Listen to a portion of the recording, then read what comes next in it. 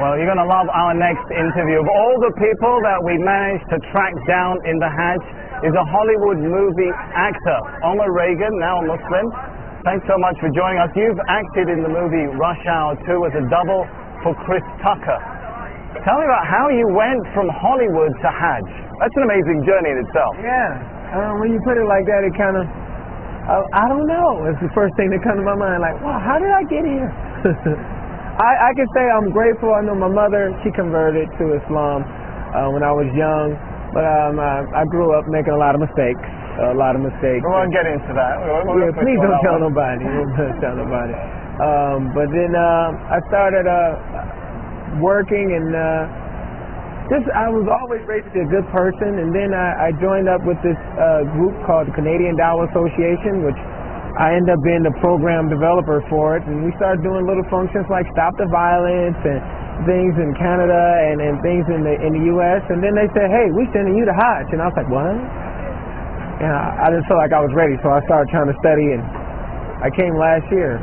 Right, now, as I mentioned, you've doubled for Chris Tucker. You know what I'm going to ask you? I got to ask you, what would Chris Tucker say if he was on Hajj?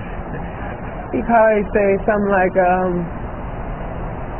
hey man, it's a lot of people and they pushing me. It's all for Allah, man. All for Allah. It's only one God. Numerous of things. And you know this, man. Maybe this. I got new life. How do Hollywood, you're still working in Hollywood, so yeah.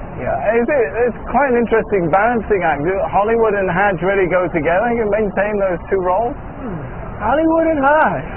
Yeah, that's controversy right there. That is controversy. It's like, huh? When you hear it. But, is that Bernie Mac now? Hollywood and Hajj. Now, you know, it's conflicting, but it works.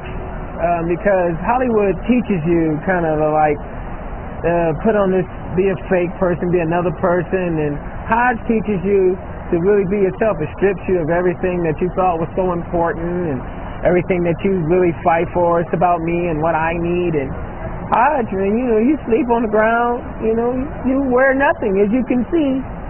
No, we don't want to really show you wearing nothing. He is blessed, by the way. That is true. That is true. But you're stripped of all the worldly possessions, you know, and you kind of, everybody's on the same level, no matter how much money you have, we're the same. So I can take that back to the U.S. with me, you know. Be a nice person, be a good person. What Islam really teaches is have good character, good manners.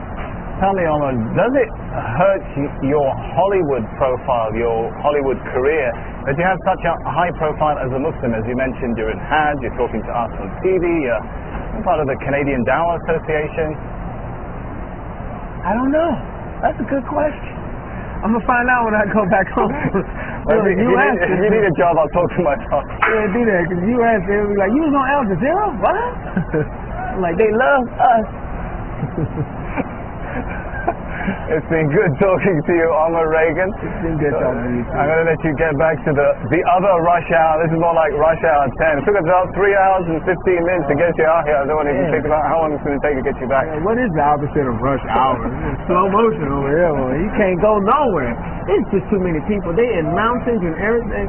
It's beautiful though. It is beautiful. Omar Reagan, you have yourself a beautiful Hajj and a safe trip home. All right, nice talking to you. Man. Thank you. We'll be continuing the coverage from the heart of the Hajj in the days to come, but for now I'm going to hand you back to Imran in the studio.